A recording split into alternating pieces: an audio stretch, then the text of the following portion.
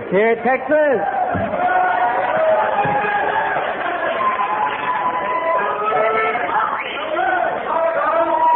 Y'all seen this coat? Okay.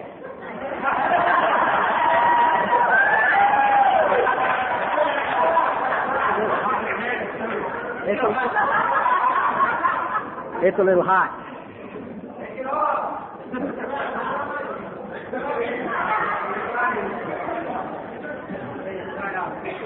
No, I gotta stay. My hair will fall off. I don't know about these lights. My name's Raymer, and I'm a drug-addicted alcoholic. In fact, I don't like these lights at all. Maybe they could raise the house lights just a hair. I can't see them. I can't see. I can't talk to people I can't see. Whoa! We got a guy down in the hill country where I come from. There's always talk when he speaks. He always talks about there's no big deal. I wish he could be here tonight. This is as tall as the cotton gets right here.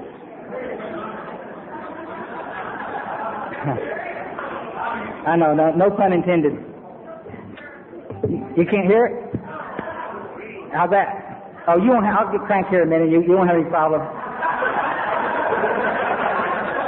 These poor people up front will be moving back quick. This is absolutely the coolest. I want to thank everybody that had anything to do with getting me to come up here and do this. I was asked about a year ago to do this, and it's been an honor, something I've looked forward to continually. Tony's been my host this weekend, and he's carted me around and took me rock hunting this morning, and I know. We got some good minerals. Phoenix is great for minerals, and it's a neat honor to be here. I want to thank all the little Texas buckaroos. Give it a big high, huh? Yay! I got to tell you, CA is alive and well in Texas. That's really good. I'd like to say hi to everybody outside that didn't get in, and welcome to the coolest thing I've ever done. I need to share with you. Also, real quick before I forget, I want to thank the family members for coming to this.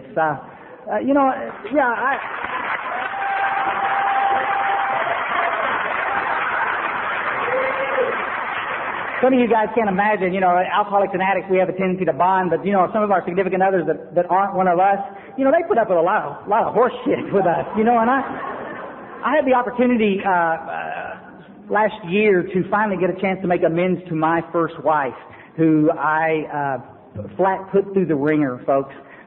Sitting across the table from her in Houston, Texas, and first time I'd seen her in about 15 years, and was able to do as we are taught to do, make amends. And I told her what I thought I owed her amends for, and she just sat there with tears in her eyes and said, "You don't got a clue, do you, buddy?"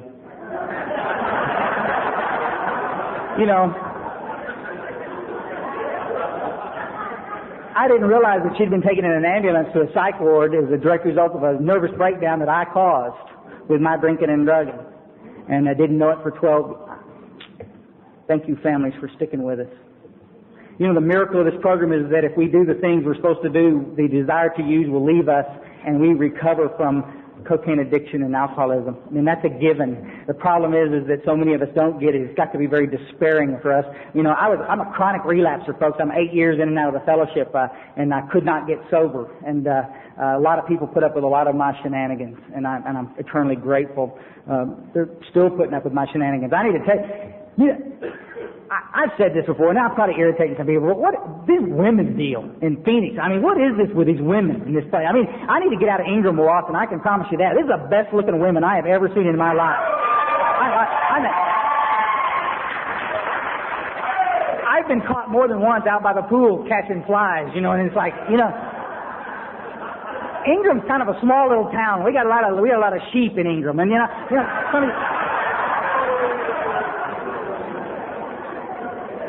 there's a 12-step program for that too, I need to tell you. Some of y'all may be asked to speak at that conference no, but I tell you, I've called my wife about 10 times, and I told her, last time I just listened, we're about an hour from the airport, and she's got to come pick me up, and I said, "Jeannie, come pick me up." I told her the time, and I said, and and lose the boy. You know, this is going to be something else. I tell you, I miss her. I miss her. This is the coolest.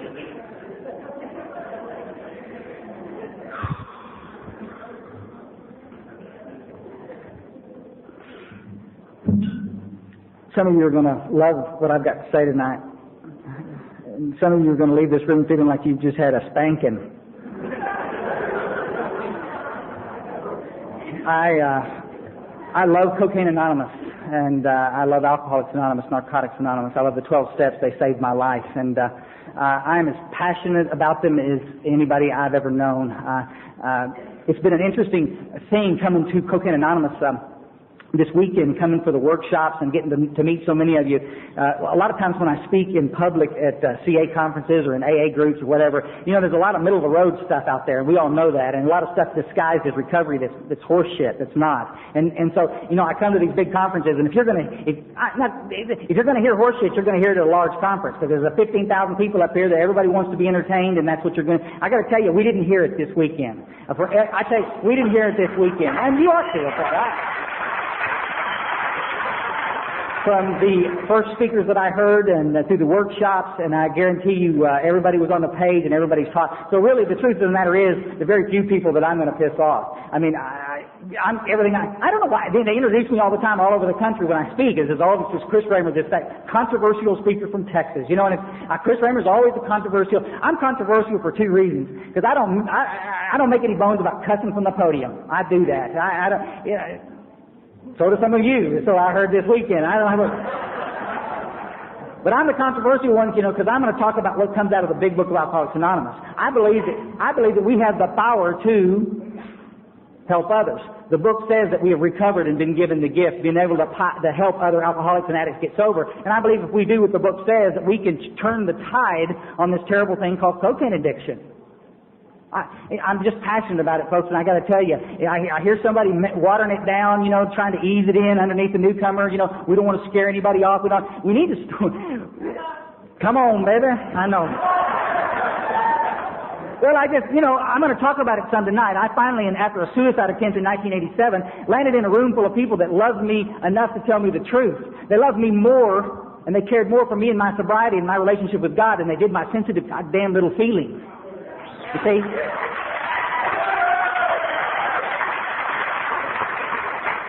Is this mine? Is this one with a Spanish fly in it? I know.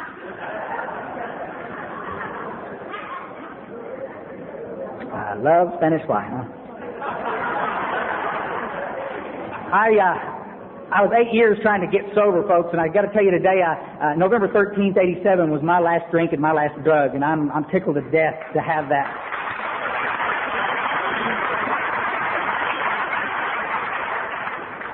I need to give a couple of second disclaimer here for even those that are not buying the controversial stuff. I'm here for one reason only, to share my experience, strength, and hope with the drug addict or the alcoholic that's in this room. If the family members are here and they want to be entertained by this, that's wonderful. But I'm going to just tell you straight. AA and Cocaine Anonymous today are full of people that don't need to be here. And we've heard some other speakers this week talk about this. You're welcome. You're welcome. Just be careful what you say in my meetings. Because there's a lot of people dying because of your flippancy. You see, I am the person on page 21. I am the real cocaine addict. I am the real alcoholic. Let me try to run something by you here, because some of you guys are not going to be relate to what I got to say. Chris Raymer, he's too passionate. If I'd walked in my first meeting and he'd been yelling at me like that, I'd have walked out. I don't do this in an AA meeting. I do this at a conference to try to explain where I'm coming from. But y'all need to hear this is about perspective. For years in the fellowship, before I got sober, I would come into the fellowship, and I would come into these rooms. My first attempt in about 1980 to try to get sober up in North Texas. They didn't have CA at that time in North Texas, that's for sure. But I'm trying to get sober from cocaine addiction and alcoholism. And I'm walking into these rooms, and a lot of people were in there talking about their kids and stuff. Now, I can appreciate this, but they're talking about their kids, and I couldn't relate because I've never had kids. And for years in adulthood, basically it's been, if you've got kids, just remember who's the adult, spank them, and everything's going to be okay. Isn't that right? But I've never had kids. So You know where I'm going with this. It's about 7 years ago. God sees fit to reunite me with a girl that I dumped in high school, right? And my high school sweetheart, I left for alcohol and cocaine. Not that any of y'all have ever done that. And unbelievable. And 20 years later, we end up getting married. Can you believe that? And there's a little 5-year-old boy in the deal. Yeah. And that's what I said. Oh, isn't that cute? Where do you wind it up? You know, what do you feed it? Oh.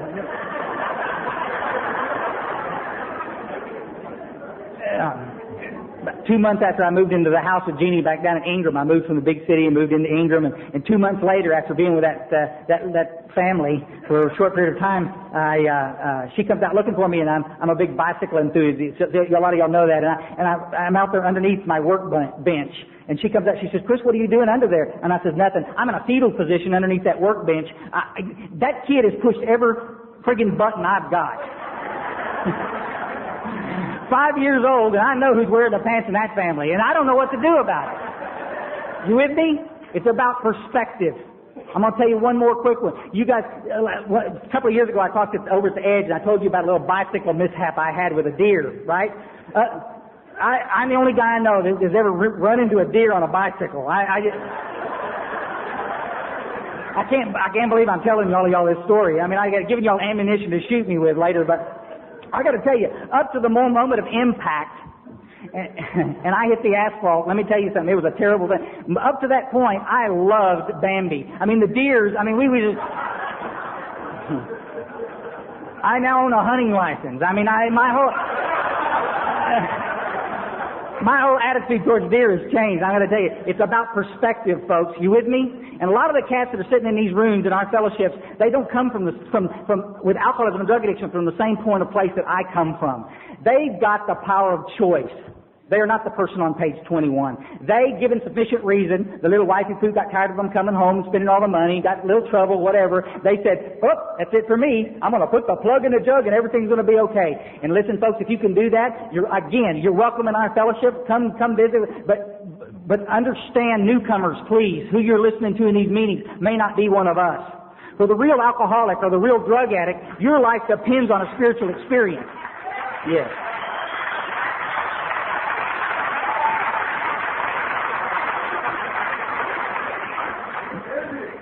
Oh, Lord, I tell you.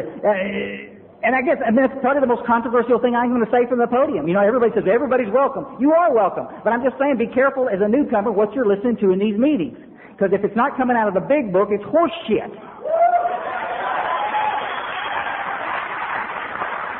Our fifth tradition says that our main object, our primary requirement, is to help other alcoholics stay sober by carrying one message. This message. Page 17 says that we've got a common problem, folks. Alcoholism, drug addiction, we've got a common problem. But we also have a common solution. You see, and what we've done over the years is not qualify the member when they got here. "Oh, you're having trouble with cocaine. Welcome." Well, we need to take it a little step further. Are you just a hard cocaine user? I mean, folks, there are those idiots out there. I mean, I see them. I work in a treatment center, for heaven's sake. I do clerical work for a facility, and we get to see thousands of people come through there. And I get to see a lot of cats that don't need to be there. Why? Here's what the big book says an alcoholic or a drug addict is. It says we got a thing called a moderate drinker or drugger. I won't even take time to talk about that. We got nobody moderate anywhere in here. Jesus. And we got these cats that are called hard drinkers, right? Hard druggers. These cats, they drink a lot, they're party animals, but given sufficient reason, they can walk away from this crap. You with us?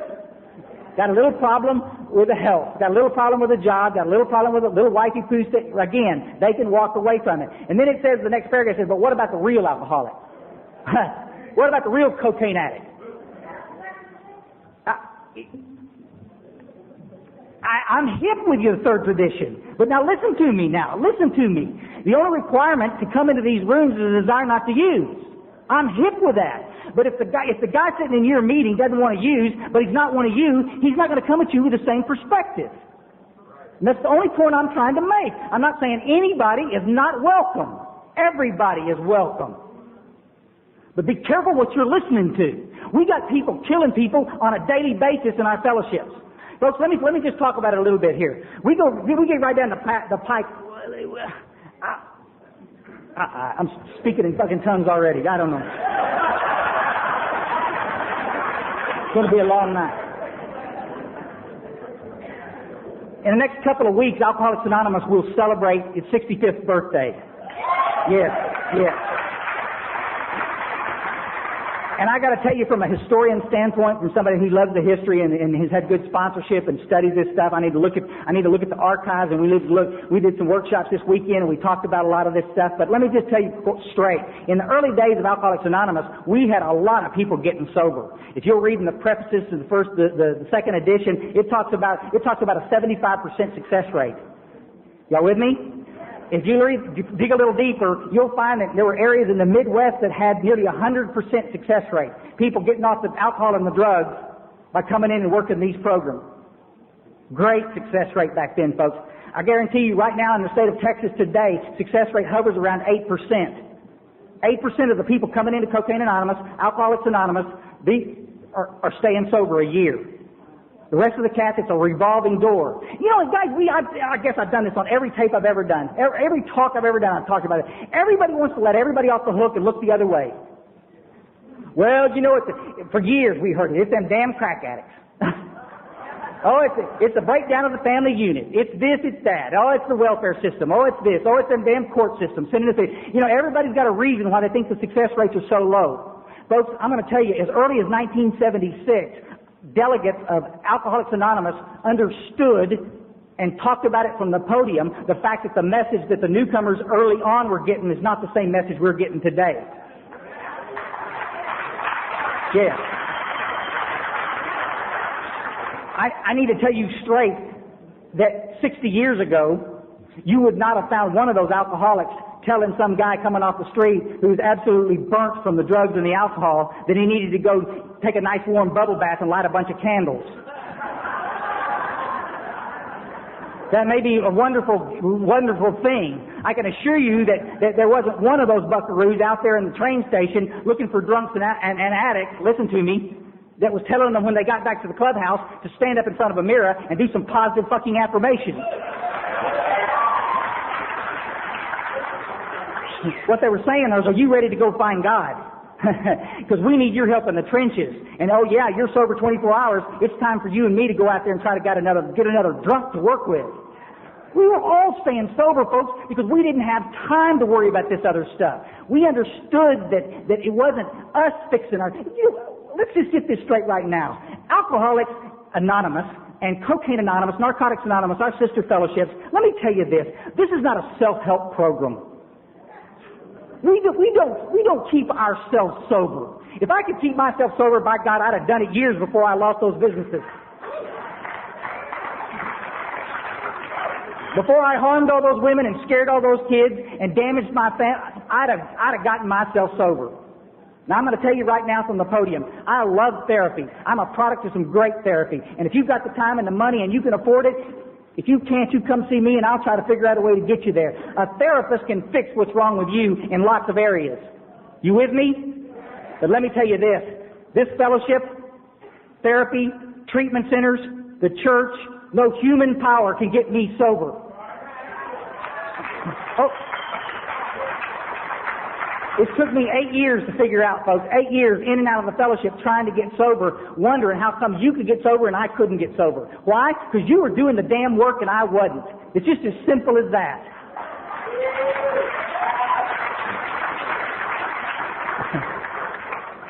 Man, oh man, oh man. I do clerical work for this treatment center, right? And we get the cats that get to come in, and we get to do a little big book with them on the side. But one of the things that we get to do, we track them when they leave treatment, and we get to monitor them, and we get to see who's staying sober and who's not. One of the reasons that I get so passionate about this is because every patient that comes through there, I get a chance to sit down and drink coffee with and visit, and I get to talk to them. I say, hey, listen, let me ask you a couple of questions. Did you ever try Cocaine Anonymous? Well, yeah. Well, did you ever try Alcoholics Anonymous? Yeah. Well, yeah. Narcotics? Yeah. I tried the 12 steps. It didn't work. Well, it beats the hell out of me, because I sobered up in AA. I mean, I just walked in the doors and the 12 steps worked for me. He says, Chris, I know it'll probably work for some people, but you guys stick with me. But I can't stand going to the meetings. He says, come on, brother, give it, like I hadn't heard it before. Tell me why you can't stand going to the meetings. Without exception, war stories and people pissing and moaning about their problems.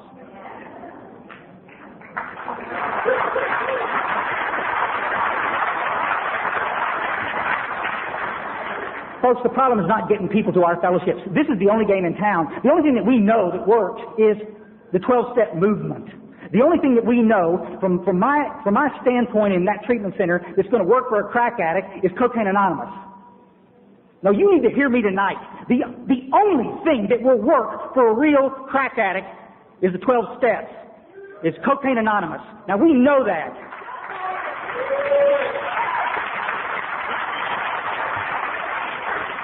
We know it works. The history shows the success rates. We know that the people come in and do the work, but they stay sober. So why won't they stay in the fellowship that we love so much? And guys, here's where the grind comes in. If you can get through this little rough spot here, all the controversy will be over. This is the grinder right here. Because we're the most selfish, self-centered sons of bitches in the world, and we don't want to piss anybody off, and we want to continue to come to the meetings and use them as a dumping ground for our goddamn problems. Let me run something by you. Let me ask you a question real quick. We just talked about it in a little preamble that the nice lady read. You know, we talk about it in every CA meeting. You know, we thought we were drinking because of the husband and the wife, but that's not the truth, is it? How many of you guys in here did a whole bunch of cocaine when you were in a great relationship? How many when you were in a shitty relationship? How many with a skinny woman? How many with a big old beefy one? Yes, I love them. Yes. How many when you had a great job and like made a lot of money? How many of you was piss poor and didn't have no money? How many when you had that big Lincoln Town car? How many when you was riding a bicycle?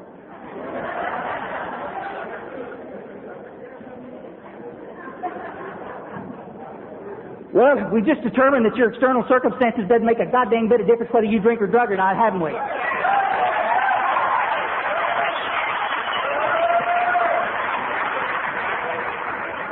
So why, dear God,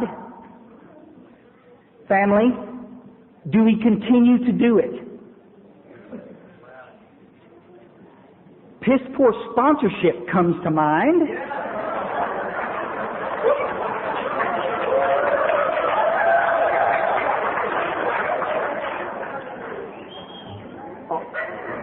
All through this weekend, I have been tapping some of you real big, beefy boys on the back, telling you could come up real close to the as soon as I give you the high sign, y'all move real close, okay? This group would turn on me in a heartbeat, I can tell already.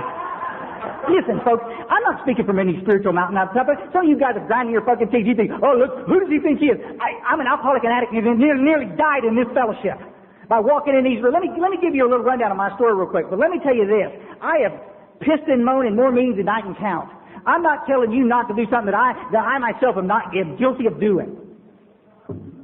But let me tell you the same story that I hear from thousands of alcoholics and addicts out there, and it applies to me so succinctly.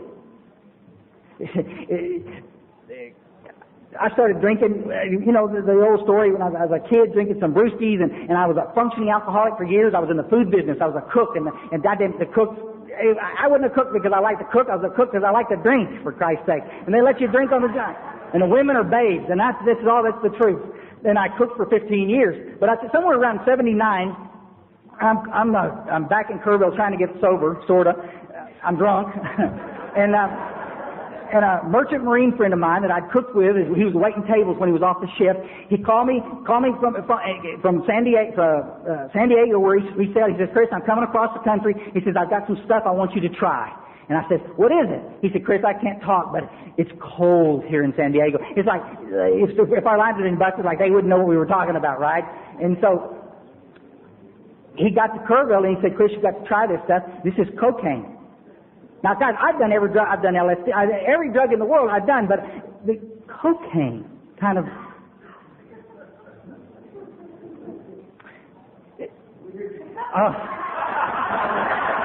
I got. Guys, I got hair standing up on my arm. I mean, I'm just, he sat there and he did me out a little line and a little bump, and we snorted. I said, what are you doing? He showed me, and I bumped it up, and he was sitting there like that. That's pretty good shit, isn't it? And I'm sitting there like this. God dang it, that hurt like hell. My nose, what did you do? I just snorted glass, for Christ's sake. What is it? And then I went numb, and then what cocaine does took place in Chris Raymer. And guys, let me tell you something. I sat right there with that glazed look, and he said, Chris, I got to go. I got my little, I got to go. I'll see you. And I got out of his van and got in my truck, and I sat there, and I sat there. I'd never felt anything like it.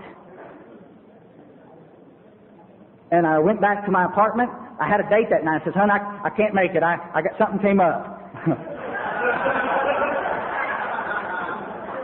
And I went back to my apartment. I took off all my clothes.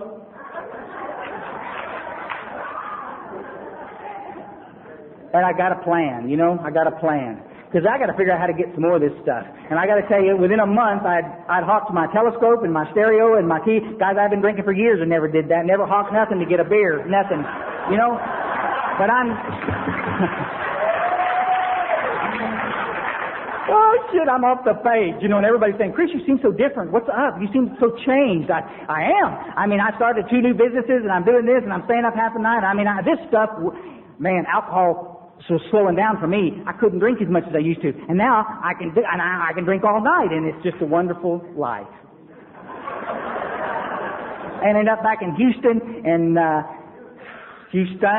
and things got tough, and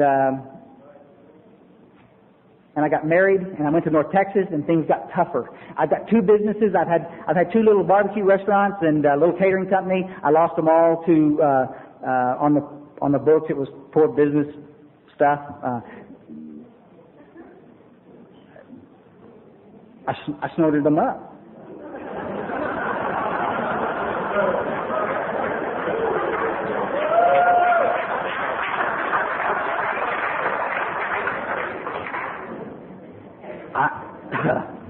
And I got to tell you, my story's not as bad as a lot I've heard, and I guarantee you I didn't go as low as some of you guys did, but this was nightmare on hell. This was absolutely nightmare on Elm Street.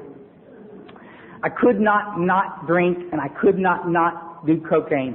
And I'm out of money, and things are getting tough, and end up in North Texas, finally at an AA meeting, trying to get well. And I walk in the AA meeting and I say, listen guys, I'm having a little problem with cocaine, I'm having a little problem with alcohol, and can you guys help me? And they said, well, absolutely sure. And what did they do?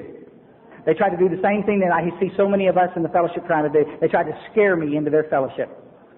And I was young at that time, guys. I was alive, and they tried to scare me in with their war stories. Now, they call them first step meetings in Texas. I don't know what they call them over here. What we were supposed to do was talk about the disease and qualify us and see if we're supposed to be here. But that's not what we did. What we did was get down to brass tacks, and everybody wanted to tell their stupid goddamn war stories.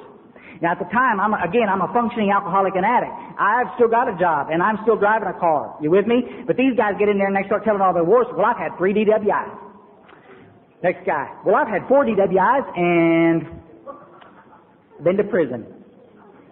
Well, I beat my wife, and I've been to jail, and I've been, it's like, check. I don't have DWI. Check. I don't beat my wife. Check. None of this stuff's happening to me, so I can't possibly be one of you. You with me? After a few weeks, I get up and leave. God, guys, it's the only place in the world that I can get sober, but I can't stay there because I can't identify.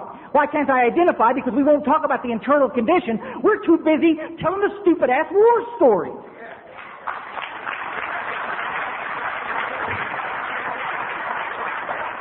What I want to know is, can anybody just wake up in the morning and not want to do a bump? Can anybody wake up in the morning and just know that tonight they're not going to have a beer in their hand? Can you tell me if the obsession will ever leave? Nobody ever talked to me about that. But I just keep coming back, and I come back again, and then we're going to get another round of stupid war stories. Guys, there's no chapter in the back of the book called End of Scare. There's a chapter in the back of the book called A Vision for You. And what we're supposed to try to do is to pull the newcomer with a vision of how cool life can be in sobriety. Now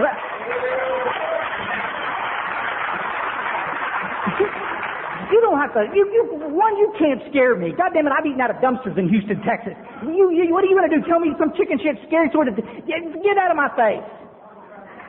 The book tells me I'm not even going to remember my own scary stories, much less yours. Unbelievable. I leave. I continue to take antidepressants. I continue to see therapists. I continue to guys, I got to tell you, somebody was asking me the other day about this antidepressant deal. I started taking antidepressants when I was very, very young. When I was in high school practically, when I started first taking antidepressants. It was just out of high school. And I got to tell you, all the antidepressants that some of you guys in here are taking, I did the test stuff on. I can promise you that. Because my depression was so thick it wasn't even funny. And nobody ever bothered to tell me that the depression was the #1 symptom of alcoholism and drug addiction. You know, I got to tell you, amazing things took place in my life. When I got sober, a cool thing happened. The depression left. Imagine that.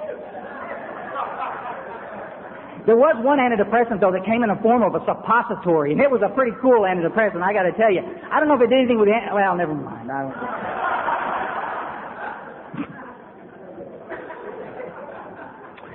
I went back into Alcoholics Anonymous because there was nothing else to do. The antidepressants obviously weren't working. Suicide was on my mind on a daily basis, and I did the same thing that so many of you did. I spent the next 8 years in and out of the fellowship. I'd go in, stay 3 months, pull my hair out, I can't stand it, leave. Go back in, Jesus Christ, stay a month, leave. I couldn't stand it. Every time you go in, why? Because of the stupid pissing and moaning. Guys, you know, I'm coming apart at the seams, and I'm so afraid that I'm going to use today, I can't stand it. And so I'm going to walk into this room, and hopefully somebody's going to pull me with a vision, right? But no, we don't have time to talk about what's going on with me and this disease and how I can overcome alcoholism and drug addiction, because we're too busy talking about your goddamn divorce. You with me? Made some of you uncomfortable there, didn't you? Listen, guys, I'm going to say it now, and I'm going to say it again before I finish here. This fellowship is not therapy. Alcoholism, and this is a spiritual program of action. Please. Well-meaning therapists have sent you to us for years, believing that we could just come into these fellowships and talk about anything we want to. And I'm going to just say this real quick. The goddamn arrogance of us to think that we can do that. We've got one job on this earth to do, and that's to help an alcoholic and addict sober up. What the hell are we doing trying to fix every problem in the world? You need to go back to that therapist and get your money's worth. I'm telling you, the therapy is the greatest. If you need a good lawyer, go find a good lawyer. You with me? If you're having trouble with your PO, go take it up with the legal system. Go talk to your PO about it. But you ain't drinking because of your PO, and you ain't drinking because of your wife, and you ain't drinking because you ain't got a job, and you ain't drinking because of any of this other happy horse shit. You with me? So why do you have to come into my meetings and talk about it incessantly? I don't know. The early days of Alcoholics Anonymous, folks, AA meetings were a pep rally. We would get together with the buckaroos, and we would get the newcomers, and we would get together, we'd talk about the cool things that were happening. We would bear witness, like the book asked us to do. We would share our personal testimony of how cool life was as being sober. And then we would get together, and we'd get some literature, and we'd go out to the bus station and the Salvation Army and try to carry that message to other alcoholics. Everybody wants to throw this bullshit, but this is attraction rather than promotion. Listen, you need to stop taking shit out of the big book out of context. Our 12th step says that we tried to carry this message to other alcoholics. You with me? You look at the people on these service committees that have done this thing. You look at the little new guys with just a couple of weeks, couple of months sobriety, doing H&I out here pouring coffee and working the coffee. That's service work, folks, and those cats are going to stay sober. Yes.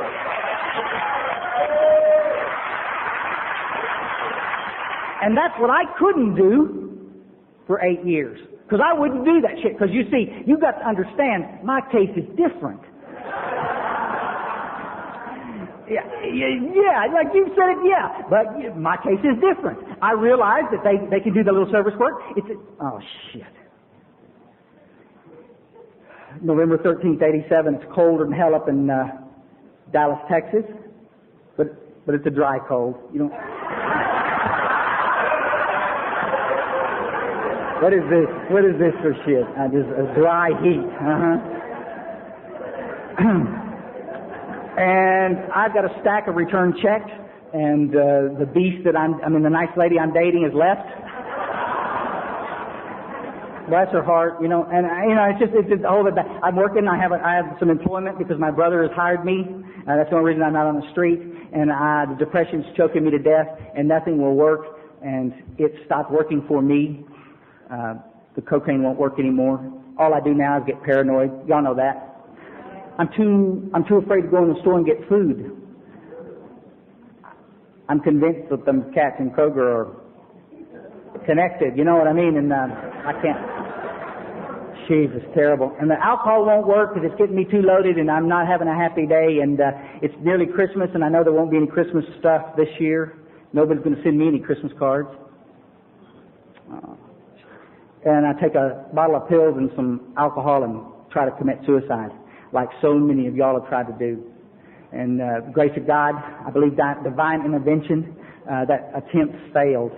I heard a voice say, yes, it was, I'm sure, in my head, Christian never really gave those cats down in the fellowships a chance. You know, you've ran the fellowship for 8 years and you never even bought a big book, for Christ's sake. Why don't you try it one more time, and if it doesn't work, you can go ahead and kill yourself. The next day I walked into a meeting of Alcoholics Anonymous at 6 o'clock in the evening. I sat outside the club and watched the cats go in, and I was so sick to think that this is where the Alcoholics Anonymous, for Christ's sake. I owe everybody in the world. I'm driving an old beat-up pickup truck. I haven't got an inspection sticker. I've got no insurance. My life absolutely sucks, big ones. But I'm embarrassed to go to Alcoholics Anonymous. Unbelievable.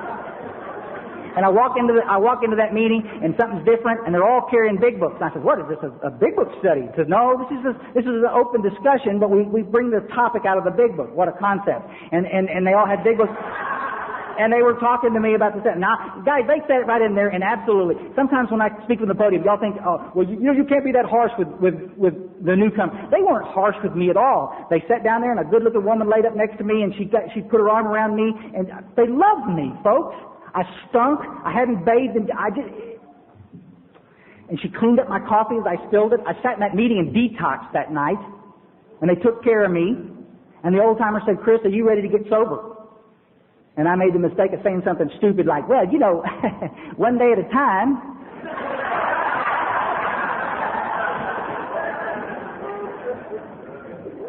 Said, "Chris, old buddy, next time I ask you a yes or no question, I want a yes or no answer."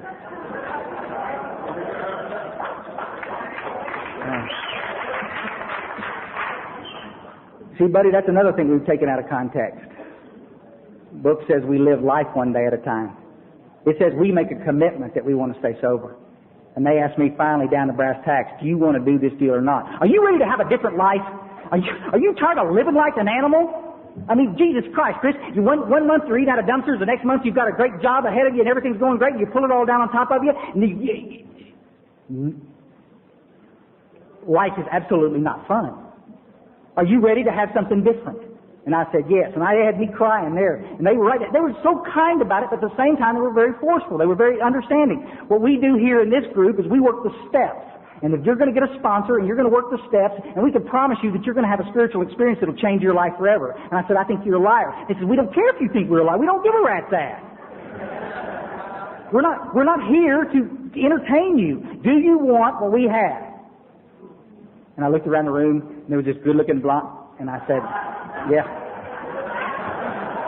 No, guys, I was done. I said, "Absolutely." Nikki, this afternoon in the workshop, talked about being convinced of your innermost self and hitting your bottom. I'd hit my bottom. Less than 24 hours before that, I tried to commit suicide. And now I'm sitting here playing word games with these people. No, I see what's happening. Absolutely. You betcha. I'll do this deal. And I got to tell you, every night, my ass was in that meeting at 6 o'clock with those old timers. And they said, "Chris, you show up 30 minutes early and we'll start doing the work. And you're going to do service work and you're going to get on the committee here. We need somebody to be on the cleanup committee." I said, "Listen, I got to draw the line here someplace. You know, I mean, I'll be on your committees. But I'm not doing this cleanup shit. You know, I mean, I don't smoke. You know, I'm not going to clean up your ass. I'm not going to do it." They said, "Chris, do you want to stay sober?" They opened the door and it says, "Chris Raymer, meet Mr. Hoover, the vacuum cleaner." You know, and he was in the deal and he says, Let me tell you, guys, that week I said, fine, I'll do it. I was pissed. You know, I'm not going to like it, but I'll do it. And I came in the next day. I took off from my job. I owned a little business, right? It was bankrupt, but I owned it, so I could take off anytime I wanted to. And I went down there and I cleaned that club from top to bottom. And I said, I'll show them sons. I'll show them exactly what a good egg. I'll show them. Listen, let me tell you, and I did too. I cleaned that place with a toothbrush. And those people started filing in at 6 o'clock, and I was sitting back there with a cup of coffee. And I tell you, the little lady came in and she says, she had tears in her eyes. She says, who cleaned this place?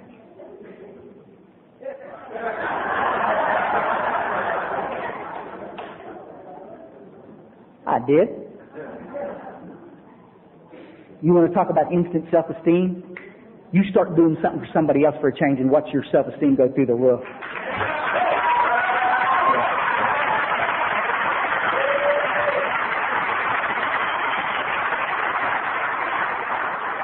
I didn't have to stand in front of any mirror and say, I am a good boy, I am a good boy.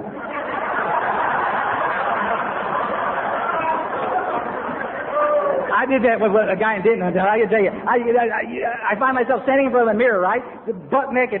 I do have a big dick. I do have a big dick.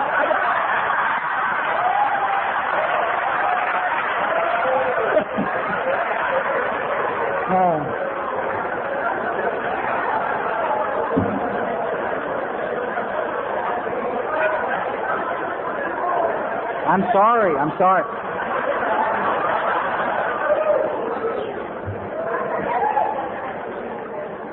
proof positive that positive affirmations don't work, and I don't know.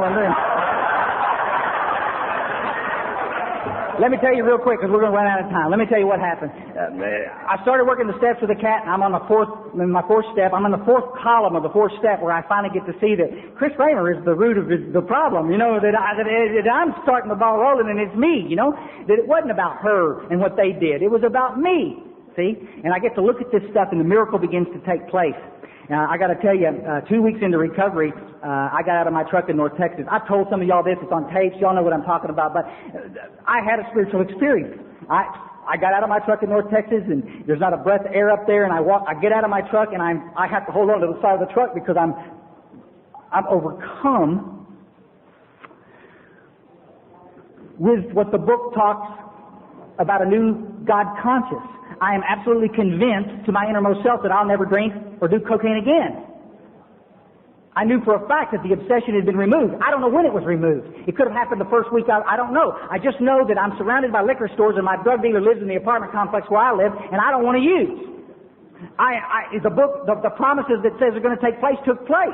I've been placed in a position of neutrality. 2 weeks into recovery, folks, the miracle begins to take place in my life. No, and we need... And I talk about this from the podium, and everybody wants to come up after. We have a lot of people that want to come up and they want to tell me that all that couldn't possibly have happened to you, Chris. What you were experiencing was a pink cloud. Don't do it to me. Don't do it to me. I'm going to tell you, we did it on a little spirituality workshop we did earlier. I don't do pink clouds. I do God's grace, and I believe that's exactly what takes place with us.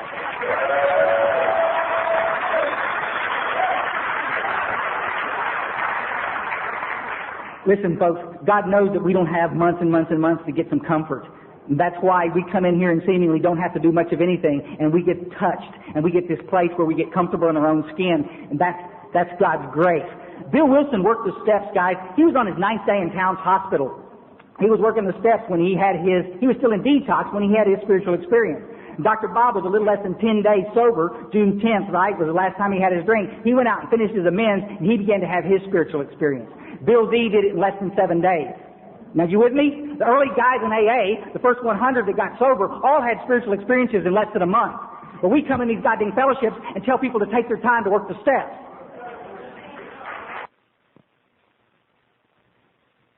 If you have time to work the steps, I'm going to say it again, you're probably not one of us.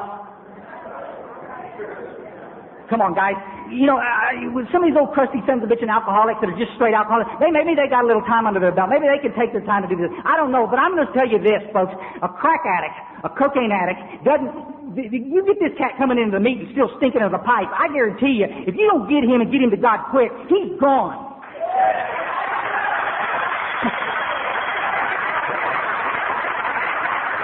We've seen it too many times. And here's the cool thing. You don't have to fix what's wrong with that crack addict. You don't have to do a damn thing except relay the same message that was relayed to you. Show him where the big book is, help him get a sponsor, sit his little ass down, get him focused, and help him start to work the steps. That's it. And then you'll get to watch the greatest miracle that we have. You'll get to watch another alcoholic and addict sit right across the table from you, and that light will come on in his eyes and says, Jesus Christ, you mean I don't ever have to drink or drug again as long as I live? And you'll sit there and go, yeah, that's right.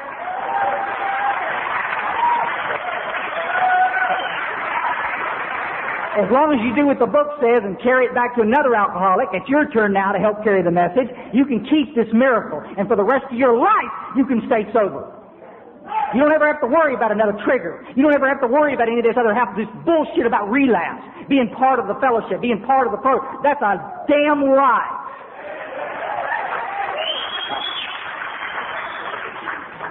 I got to tell you, folks, there's a lot of cats out there in the fellowship. I'm going to wind this down real quick. You know, I had this spiritual experience, and I immediately went into the fellowship and started talking about this spiritual experience. And an old crew came up to me and said, you know, Chris, I'd lay low on this spiritual experience thing. You know, I wouldn't talk so much about it in the meetings. You just might. You see, this man had a lot of knowledge about the fellowship, but he didn't have much experience in the fellowship.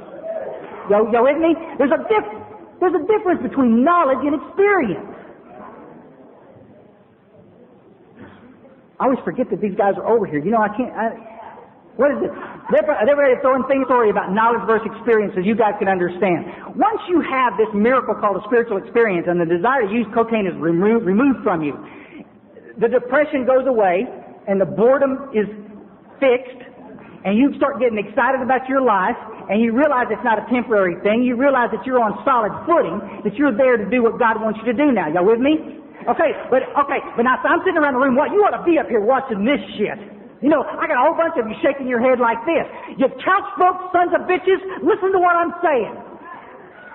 Because this is exactly what I'm talking about. There's a whole bunch of you in this room that have had this experience, and you know exactly what I'm talking about, and I couldn't explain it even. You don't have to explain it to somebody that's had the experience. All you've got to do is look at them and go, huh? And they go, well, yes.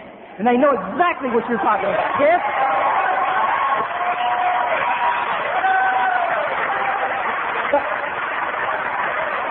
But if you haven't had the experience, if you're still depressed, if you're still bored, you're still obsessing about cocaine, and you haven't had it, and everybody wants to shy away. See, nobody wants to just call a spade a spade. You haven't had the spiritual experience. Well, brother, you're either going to recover or you're not. If there's not a such thing as being a little bit recovered. The obsession is either been removed from you or it has not. I don't know how we can make it any clearer than this. Let me give you this little story real quick. I had this little friend named Edward Sanders. He's in jail now. He won't mind me using his last name. He's a good little buckaroo. We were high school buddies, junior high school buddies. He lived right across the street from us. We grew up on a little street down in Kerrville, Texas called Goat Creek Road. I can't believe it. Yeah. Well, he's talking about Appalachia. Anyway. One summer, Edward, I don't know how old we are, 14, 15, Edward Sanders, we were a little older. We were late bloomers, all of us. We were kind of nerds, and I was a little skinny, and I had an identical twin brother, and we piled around all summer long. Anyway, this guy goes to this family reunion, and they're in this bar, and there's this girl in there, and they hook up, and anyway, Edward gets some pokey-pokey, okay? Edward has sex. He comes back that night after the family reunion. He's tapping on our window. It's late at night, 12 o'clock at night. He's tapping on our window. He says, Chris, you got Myers. He says, my brother. He says, come on, y'all got to come outside. We pushed he had a little Honda. We pushed it out in the front, up by Goat Creek Road so we wouldn't disturb anybody. He says, you guys are not going to believe what took place. He says, I met this girl. And we said, no. And he said, I became a man tonight. So shit. And he talked about it. He told us all the days. Guys, we were up till nearly dawn talking about this. And for the rest of the summer, stick with me, for the rest of the summer, that's all we did. We'd be walking down Goat Creek Road, busting beer bottles and shit, just killing time. And we said, Edward, tell us about the girl again. Because I'd seen the Playboys and stuff. I knew, breasts. I see that, but come on. Tell us about the girl again. And he said, well, we ended up, no. It's the very beginning. When you first walk in, I want to know everything about this thing called sex. I got no experience. I want as much knowledge about this because one of these days, I'm going to get lucky, and I need to know okay. That winter, I'm in the food business, right? And there's this hefty little pantry girl that's working back there, and I don't know if they paid her or what, but she had mercy on me. We worked the deal.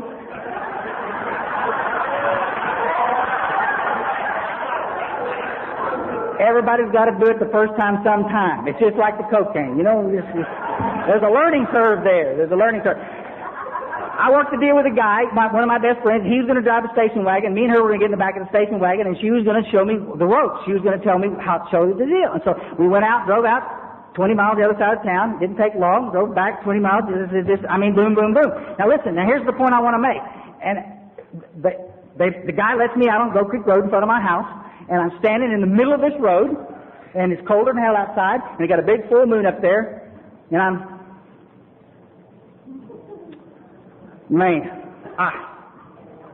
and I marched right straight. My house is over here, his house is over here. I look at my house and says, no, I got to get this stuff straight now. And I went right straight to his house, and I woke his ass up, and I said, Eddard, we got to talk. He said, buddy, I'm sleeping. We'll talk in the morning. He said, no, we got to talk now. Buddy, I said, you left out lots of shit.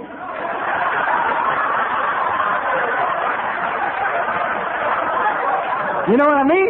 And now I got to. What's up with that smell, for Christ's sake? What is this? What is?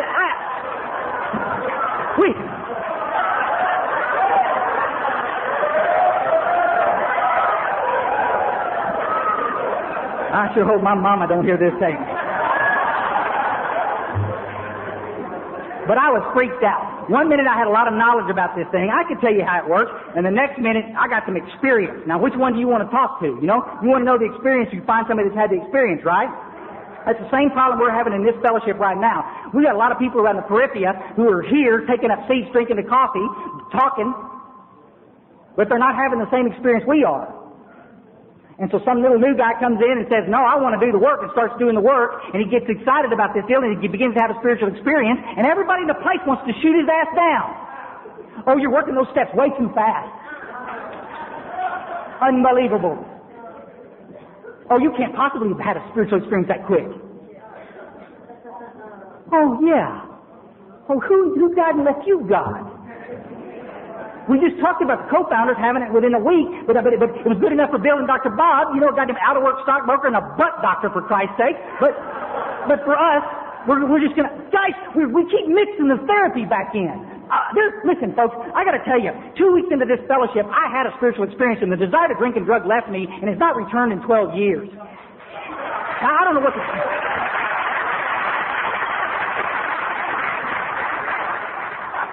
Briefly, let me just tell you straight.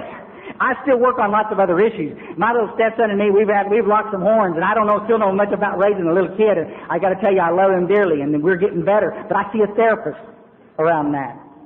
You with me? I got some issues that I need to deal with. Therapy is primo. Get it if you can get it. Those things do take some time to work through, but the steps you can work, drowning man, like the book says.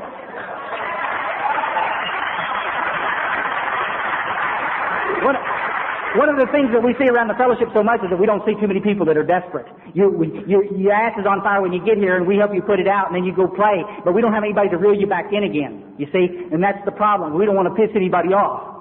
You know, you can't keep the crack addict sober. No, you can't. But you can goddamn sure tell him the truth. You can tell him the truth. You can tell him that the shenanigans he's pulling, that it's not okay that he missed the meeting, that it's not okay he showed up late, that it absolutely is not okay that he's not working the steps. You can tell him that it's not okay that he goes out and buys a new car when he's got all these goddamn demands hanging over his head back over here. And when it comes time to do the H&I and get the committees, and his little ass is not around, so it is your responsibility to tell him, no, you will be around. Or you'll go find someplace else to play. If you want to die, that's your business. I just don't want to watch it. I just don't want to watch it. Let me tell you what's happening in Alcoholics Anonymous right now, and I don't want to see the same thing infect this fellowship. AA's had 65 years to screw it up, folks. We're 18, buddy. We're in our infancy. Let's turn the tide now and not make the same mistakes. Box 459 a couple of months ago had this AA's little newsletter. They came out with this great little article about intergroups. One of the articles in intergroup says, this guy talks about it, he says, it takes sometimes, y'all know what intergroups are, they're little clearinghouses. You know, you call intergroup if you want somebody to go do a 12-step meeting. That's it. Because sometimes it takes up to 20 calls to find an alcoholic willing to go to do a 12-step call.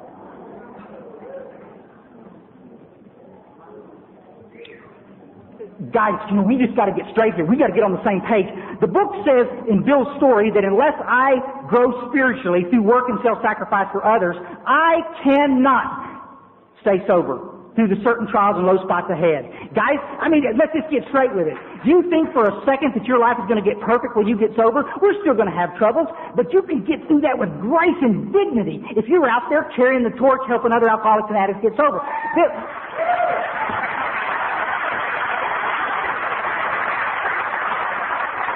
That was Bill Wilson and Dr. Bob's legacy to us. Bill Wilson couldn't stay sober, got hold of Dr. Bob, they stayed sober together. They found alcoholic number 3, number 4, number 5. Look at this room! Okay, but how did you get here? You got here because somebody reached out a hand and helped you, right? So we got to get straight. What are you doing today to help the alcoholic and the drug addict get sober? Are you going to a couple of meetings today and sitting on the back and leaving early and coming late and just basically going to a meeting and chalking off another one? Let me just tell you something, folks. You're not helping anybody when you do that. I appreciate you being in the meeting, but you've got to get straight. The meeting makers aren't making it. The people out there on the firing line of life helping other alcoholics and addicts get sober are making it.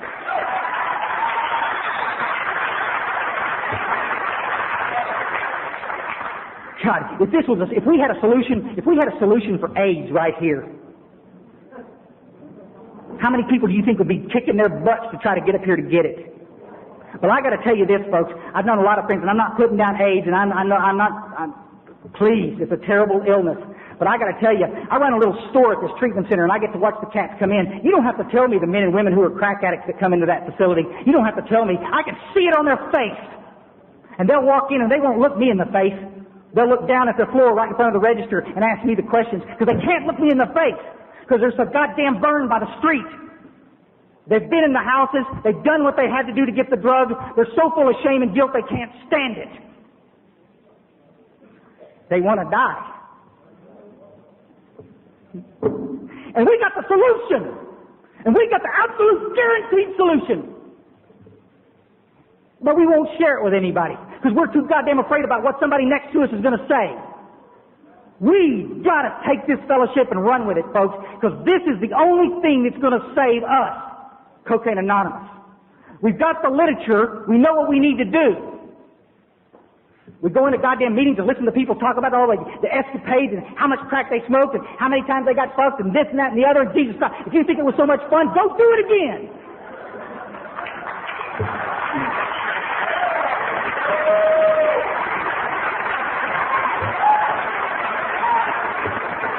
We don't have time for that. We don't have time for that, folks. There's a place to share those war stories, I can assure you. In our meetings, it's not. I've said it 1,000 times, folks. Come early before if you want to share that shit. Come late. Stay late. Go to fucking Denny's if you want to. But don't, for an hour time in our fellowship, let's talk about God in the steps. If you're having trouble, folks, don't think I'm making fun of you. Let me get this straight and I'm going to let you guys go. Please. I'm talking to a room full of people, and every one of you, from the best-looking woman in this place to the homeliest guy. And God, we've got some of you in here, I guarantee you. Every single one of you have got problems. And I'm not making fun of any of those. But I'm going to tell you this. We as a fellowship don't know what you need to do with those problems. We are not equipped for that. We are not professionals. We do know how you can get connected to the power of God, and God does know what you need to do with that.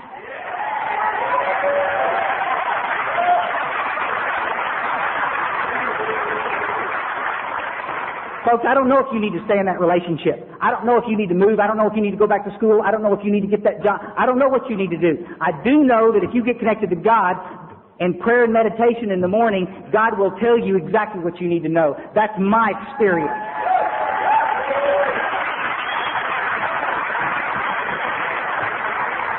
My sponsor, Mark Houston, talks about it. Us being spearheads. It's on page 49, folks. We're supposed to be the spearheads of God's ever-advancing creation. We're the strongest people on earth. You give me a cocaine addict, and I'll show you somebody that can do it, you know? Absolutely. We've been through the shitter. We've been tempered by fire, for Christ's sake. What we have to do is direct that energy and direct that power into what God wants us to do. And I got to tell you something, folks. We will change this world. It's a given.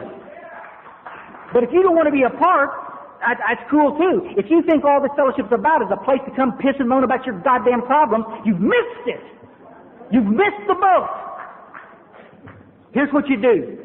If you haven't had a spiritual experience, you find a sponsor that has had a spiritual experience, and you start doing the work. And I can guarantee you within a very short period of time, you will have your own spiritual experience. At the same time, actively start working with other alcoholics. Over a week or 2 days, whatever, it's your time right now. If you're a week sober, I can promise you we've got a couple over here that are less than 6 days sober. Get your ass over here and tell them how to stay sober. Come on. Come on. Pull them with a vision. Pull them with a vision. The book says that we're having a new employer, a third step prayer, says God's going to remove your difficulty. All you've got to do is get off your butt and do what you said you'd do for God. Be an instrument of His divine guidance. Be a willing instrument. You don't have to come up and speak from the podium if you don't want to. If you want to, get on an HMI. Get on a service committee. Do something. And I tell you, God will use you. And the miracle will take place. I'm sitting there in that AA meeting after I got sober, and I had that spiritual experience, and I'm looking around and says, God, I don't understand it. I got that good-looking woman waiting for me out in the lobby. Where in the hell did she come from? You with me? All of a sudden, the money started coming in, and the financial stuff started getting taken care of. And guys, the spiritual experience is there to change you at a cellular level. It is so profound when it takes place. And you guys know exactly what I'm talking about. But it's by helping others that we get to keep it. If you're in a bad place tonight, I heard Tommy tell a lady last night sitting back in a corner, she's in a bad place, she's lonely, she's this, go find an alcoholic to work with. She dissed him. She just walked away. That's not what she wanted to hear. She wanted somebody to sit there and validate her bullshit.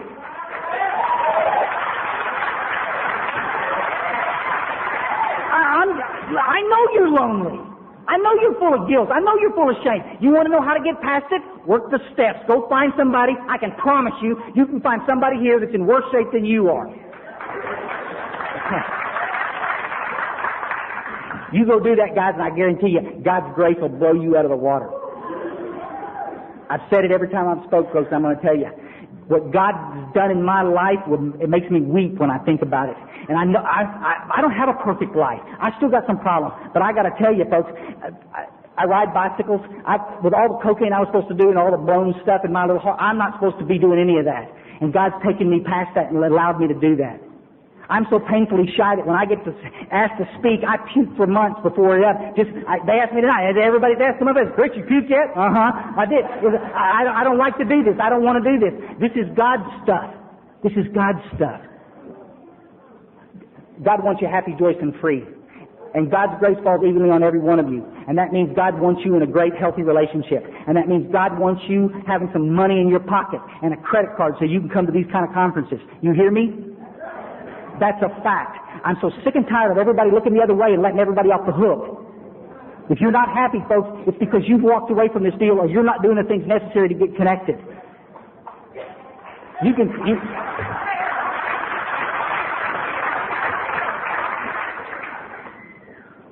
One last thing. I'm over. They don't go up and get a cup of coffee and shake their head. They say, excuse me just a minute. Excuse me. We'll talk about that happy horse shit later.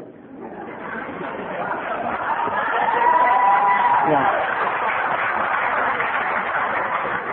Right now, though, I'd like to tell you about a little miracle that took place in my life, you know, and the newcomer's going to catch hold of this and say, yeah, that's what this is about. This is a place where you go share the good stuff, not the bad stuff. Yes, that's what we need. I'll say it again and end with it. God's grace falls evenly on all of us, folks. AA is a spiritual program whereby we get connected to God. AA, Cocaine Anonymous, is not therapy. It's a life-changing event. I know some of you don't agree with that.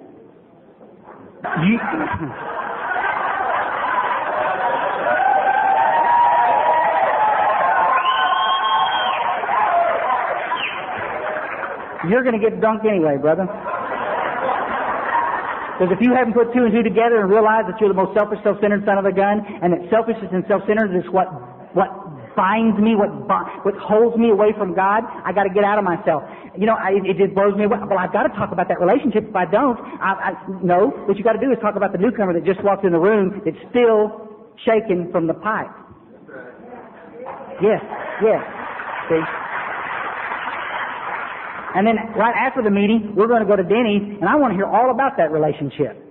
Because listen, folks, it's men in this fellowship that taught me to be the businessman that I am today. Everything that I have good in my life today comes from the fellowship of AA and Cocaine Anonymous. Everything. But we don't talk about it in our meetings. In the meetings, we talk about God and the steps. I love every one of you. Thank you so much.